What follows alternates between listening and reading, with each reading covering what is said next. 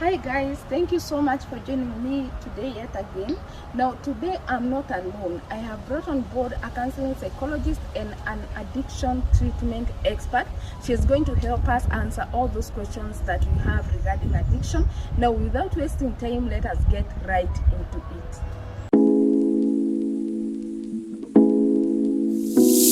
Like I had promised you, I have brought on board addiction treatment expert, and she's going to help understand some of the things that I receive questions on regarding the issue of addiction.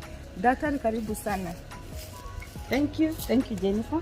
Thank you so much for coming today. Thank you. Now I want to introduce to you Dr. Beatrice Mainge. Dr. Beatrice is a friend of mine. I've known her for quite some time now. She's a counseling psychologist and an addiction treatment expert, and she's going to tell us more about what she does towards the end of the video. But now why I brought her on board today is to help us answer those questions that I get on addiction, and I could not get a better person to help us with these questions than her. You can help us define what is addiction, so that even as we start, we understand what we are talking about. Okay. Thank you. Now, addiction is a brain disease first and foremost, because it is a situation in which a person depends on a substance or an activity, and they have an uncontrollable urge to use despite harmful consequences. You will find that a person is using maybe a substance and they are getting sick, but they are not able to stop, or they are getting into legal issues, but they are not able to stop. The family is breaking apart, but they are not able to stop. So they have a very strong urge which they can't control to use the substance despite the consequences. Thank you. So you are telling us that addiction is not just addiction to substances. Yes. There is addiction to behaviors or certain activities. Yes. Thank you so much. Now, the reason why we brought you today is because the topic of the day that you keep getting is how do we consider addiction a family disease? We would want you to expound to us on that, and maybe you can start us off with helping us understand the issue of codependency and how it makes addiction a family disease. Okay. So thank you. Addiction is called a family disease. First, because it is a hereditary disease. A person can inherit the disease of addiction from the family of origin, and that's why even when we take the history of someone who has an addiction, when you do the genogram or what you call the family tree, most of the times you will find that there are other people in the family who are also addicted to, who also have the disease of addiction, maybe a father or a grandfather or an uncle. So that is one reason why it is called a family disease. And thank you also for raising the issue of codependency, because codependency is a big thing in the family, because when addiction happens in the family, it kind of disorganizes or even reorganizes the family structure, because codependency is where you become dependent, over reliant on a person, and especially someone who has an addiction or someone who has another mental illness, meaning that the addiction takes over the family. The focus of the whole family is on this person, about their safety, about their health. You find that when this person has not come home, the whole family does not sleep. They are all worried about him, meaning that the disease is with one person, but the whole family is suffering. The family is only happy when this person is happy. They feel safe when they can see him. When he's not in the house, everyone is worried. And that's why I like telling people, if you want to know that you're codependent with a person who has an addiction, if for example they have not spent the night at home, in the morning you will look, maybe they come home in the morning, you look at the eyes of the person who is addicted, they are red out of maybe using substances and not sleeping. And then you look at the eyes of the mother and the father, they all have red eyes. Because the parents did not sleep out of worry. Then the person who is addicted did not sleep because they were maybe out there drinking. And so you find this disease is in one person, but it is affecting the whole family. Thank you so Yes. much for explaining that. That is so clear. Yes. And there are things that we see only that we don't understand the concept lying behind everything. Yes. Now, again, there is the issue of cost of treatment and rehabilitation Yes. for people with addiction. We know it's quite much. Yes. And maybe you can help us understand. You run a rehab center, and we are going to explain that later, a treatment and rehabilitation center. Yes. Now, we would want to understand, how does the issue of the cost of treatment and rehabilitation again make addiction a family disease? Okay. Thank you for that. And I really like this topic that we are discussing this afternoon, because the disease of addiction has really destabilized many families. Yes. And when you talk about the cost of addiction, treating and rehabilitating someone who is addicted is an expensive affair. Yeah, exactly. Whether you go to a private facility or even to the government facility, it is still expensive. Yes. And so when we talk about the cost of addiction, it means that the resources of the family will be directed towards the treatment and rehabilitation of this one person. Meaning that there are other issues in the family that will be either abandoned or overlooked because of the cost. Exactly. Maybe there are some children who need to go to school, and then the parents will struggle with the school fees of the children. It will also affect even the provision of food and other things in the family, because most of the money is going to treat the addicted person. I've seen families even selling land, selling their property, selling a family car, meaning that even the comfort of the family is destabilized by this, because when we talk about money that should have been used for other sources, for other factors, being direct towards the treatment, it means that the whole family will suffer because of this disease of addiction. Yes. Thank you for that. And next, maybe you can help us understand the issue of domestic violence. We know that many families with people with addiction, they tend to also report domestic violence. Maybe you can cover that for us.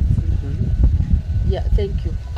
Domestic violence is almost an obvious outcome when there is addiction in the family, because we know that when people have issues of alcohol abuse or maybe even other substances, issues of domestic violence, fathers and mothers fighting, and then their children watching, and sometimes even this violence will be directed towards the children. And today there is a buzzword about the childhood experiences that people go through, and one of those experiences is watching parents fight, or even when children are suffering extreme violence from the parent or even another member of the family who is addicted. And this violence, of course, it instills a lot of fear in the children. It lowers their self-esteem, and it affects their future relationships. You can imagine if parents are fighting, and maybe in the village or even in the estate where other children can hear, and then they go to school the following day, and the kids are saying, "Oh, we heard your mother screaming, we heard your father abusing your mom, or we heard you people screaming." You can imagine the shame and guilt that this child suffers. You follow that child many years down the line, and you will find they are suffering the consequences of that violence. And of course, when there is violence, there will be issues of injuries. People will injure one another. Even the issues that we are reading in the papers today about families killing one another. When you locate the cause of that, some of it is to be blamed on alcohol and drug abuse. Okay, thank you. We perfectly understand that one now. Now, you have actually covered something about how children are affected. And so now we are curious to know how addiction becomes a family issue, in the sense that children grow up in a toxic environment. So maybe you can expound on that as well, about the childhood wounds that children may sustain. So when we talk about the adverse childhood experiences, or what we call, today we have come to appreciate that these childhood experiences almost fall under the category of traumatic experience.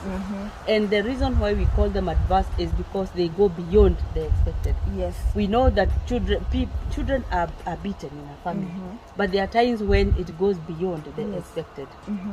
And so when there are issues of addiction in the family, most of the times the children will suffer a lot of experiences that are negative. One of it, like we have mentioned, is about the violence. We have had children who have been injured, some who have even been killed by their own parents because of alcoholism and addiction. Then we also have issues of abandonment. There are times when the mother may feel, no, this is too much. I cannot stay in this environment anymore, and the mother just walks away. Sometimes they leave young children to suffer, and you can imagine the children are being left in the hands of a parent who is addicted. And so their problems now are even doubled.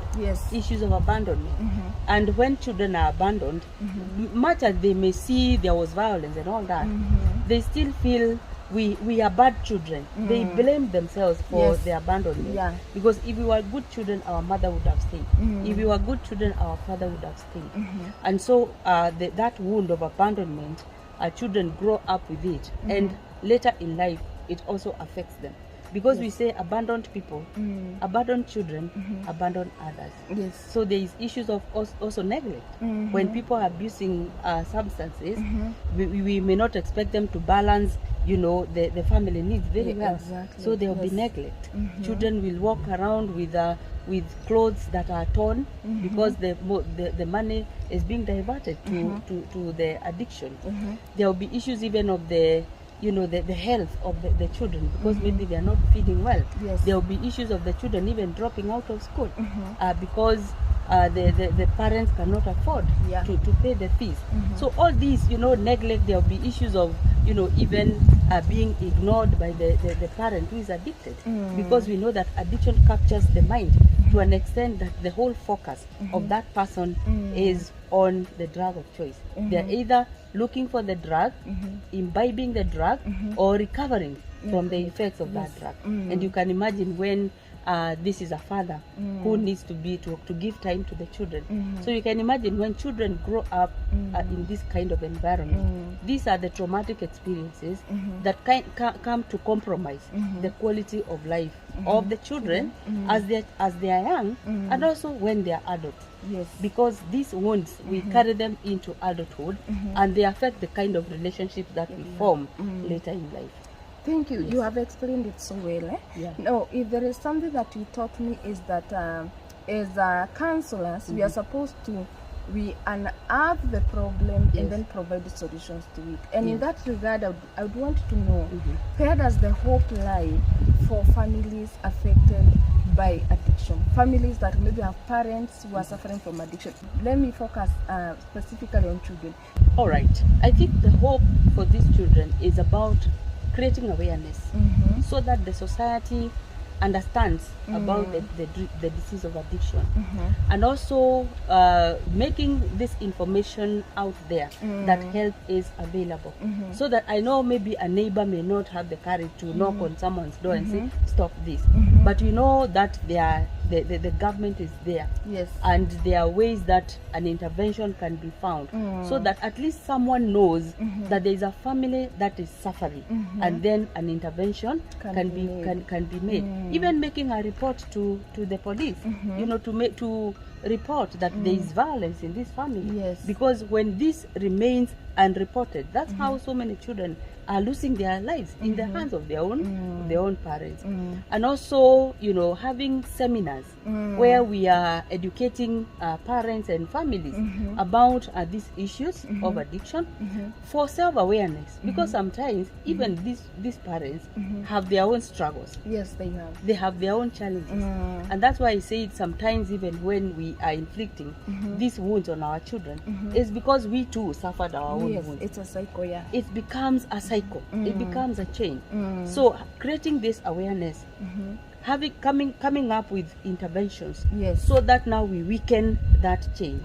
That is the way. And also ensuring that we connect these families and the children with professional help. so that they can be assisted.